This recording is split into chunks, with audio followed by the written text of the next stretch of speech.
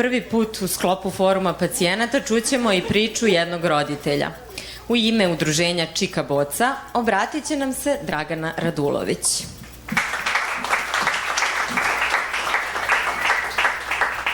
Moj sin Miloš se lečio od raka pre 10 godina. U to doba, odnosno taj period, je moju porodicu i naš život onako istumbao i okrenuo na opačke. Tada vas preplavi gomila raznih osjećanja. Od prvobitnog šoka, neverice, ljutnje, besa do neverovatnog optimizma. Adrenalin je taj koji vas pokreće i vi imate osjećaj da možete pomerati planine i da možete da uradite sve za vaše dete, šta god to bilo. Ja sam takođe tada naivno verovala da možda postoje neke knjižice da se kupe za decu kako bih lakše objasnila detetu šta mu se događa. I tako je nastala Čika Boca. Mi roditelji smo se okupili i počeli da pravimo razne aktivnosti za decu i mlade. I mladi su imali i dan danas imaju potrebu da pričaju o svom iskustvu, ali ovi naši prvi mladi su prevazišli u nekom trenutku potrebu da samo pričaju o svom iskustvu, pa su zato rešili da krenu da rade nešto i za druge, da pomažu, da budu podrška nekim drugima. Kad su bili već dovoljno osnaženi, postalo je pitanje kako će se sad oni nazvati. Nisu želeli da se zovu survivorima na engleskom, a nisu želeli ni da prevedu reč survivor i da se zovu preživeli, jer to priznaćete da to zvuči vrlo, vrlo brutalno. I oni su, pošto je njima svima zajedničko ono slovo C u šifarniku bolesti, oni brojevi koji ovde pominjemo, kod njih su raznoliki, zavisi od lokacije gde se rak nalazi. Znači C je zajedničko, a sve drugo je različito, od uzrasta do afiniteta, karaktera.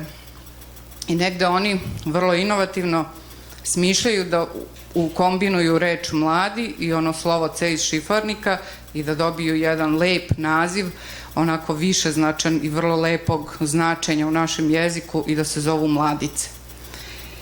I taj naziv je postao opšte prihvaćen u regionu, tako da se svi mladi lečeni od raka u detinjstvu u regionu zovu mladice.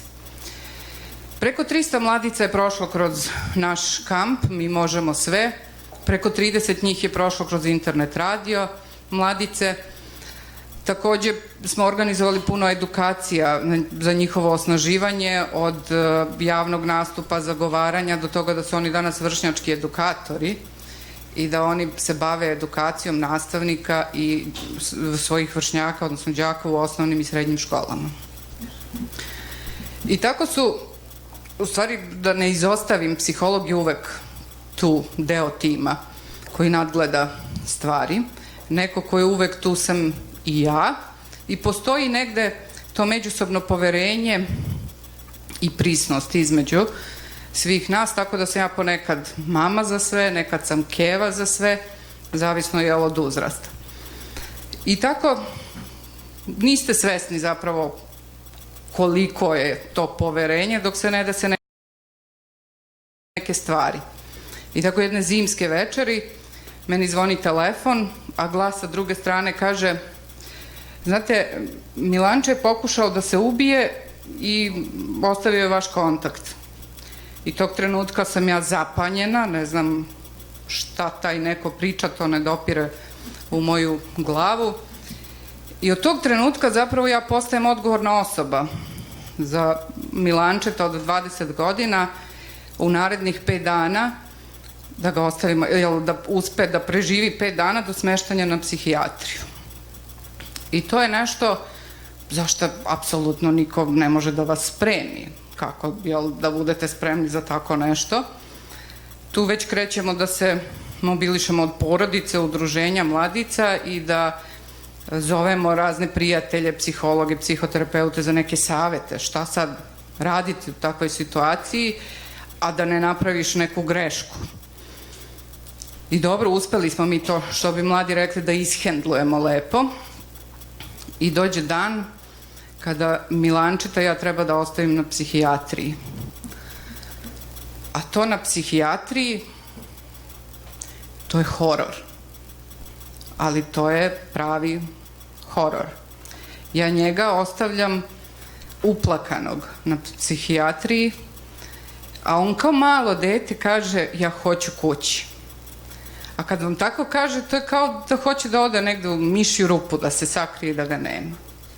I ja tada sedam u taksi i već u taksiju krenem da ridam od očaja, od besa, od nemoći i rešim da mi moramo nešto kao udruženje da uradimo, da pokrenemo, promenimo stvari, jer stvari ne mogu da idu ovoliko daleko, što je mnogo, mnogo je. A Milanče, nisam zaboravila sam da vam kažem u stvari o Milančetu koju reč. Milanče sada ima 20 godina i lečio se pre 8 godina od raka, dugo i bilo je to uspešno, upisao je i fakultet koji voli i želi i Milanče bio je vrlo aktivan u udruženju dok se jednog trenutka nije isključio. I on jeste pokušao da nađe pomoć profesionalaca, očigledno nije našao dobre profesionalce, pa je do ovoga došlo, ali Milanče je ipak smogao snage da potraži pomoć. Jer mi živimo u stigmatizovanom društvu gde je stigma mentalnih bolesti, meni se čini veća nego stigma raka. Tako da zamislite osobu koja ima 20 godina i ima 2 stigme, rak i depresija, anksioznost, suicid. I kad posle toga, pošto smo rešili da nešto moramo da uradimo, mi smo iz udruženja i mladice sedeli i pričali, planirali, puno istraživali. I tako da smo došli do nekih podataka, a to je da mladice i posle 10 godina od lečenja, njih 25% ima problema sa mentalnim zdravljem, anksioznost, depresija. I oni su 6 puta više u riziku, odnosno podložniji problemima sa mentalnim zdravljem od njihovih vršnjaka. I zašto su oni posebna grupa? Zašto se oni razlikuju od odraslih? Zato što su oni u takvom životnom razvojnom periodu kad još uvek nemaju veštine za suočavanje sa nekim strašnim životnim izazovima. Oni su opet i u razvoju, su im i karakteri. Znači oni ne mogu da se bore sa nekim stvarima kao što mi odrasli možemo, mada mislim da često ni mi odrasli ne možemo da se nosimo sa svim. I ono što mene ljuti jeste što se najčešće podatak statistički koji većina u Srbiji zna, jeste da 350 dece godišnje oboli od raka. Mene takođe ljuti kad ljudi idu okolo i šapuću pu daleko bilo i nervira me i taj pritisak okoline, to je najčešće iz dobrih namera. Kad vas savetuju da treba da nastavite sa životom kao da to ništa nije bilo. Ali to ne može, to je nemoguće. I ima Andrić jednu sjajnu rečenicu koja glasi: rana koja se pokriva sporo i teško zaceljuje. I upravo zbog toga što nam je Andrić ovako to lepo i kratko objasnio, mi smo sa mladicama rešili da napravimo promenu i da napravimo model podrške koji će biti pristupačan mladim ljudima iz cele Srbije, nezavisno gde se oni nalaze, i da iskoristimo to što živimo u tehnološkom dobu i što oni ne silaze sa telefona, pa da onda napravimo jednu online platformu koja će biti i informativnog karaktera o dijagnozama, što će biti značajno manji deo od onog dela koji će biti posvećen životu posle raka, a naročito onaj deo gde ćemo imati jedan oblik savetovališta, 1 na 1 ili grupe podrške, što će zavisiti od afiniteta onog ko se obrati. I negde jeste nama ideja da u stvari mi budemo ta brana, da prosto kroz takav model podrške ne dozvolimo da odu stvari toliko daleko kao sa Milančetom. Meni je danas puno srce što je Milanče dobro i takođe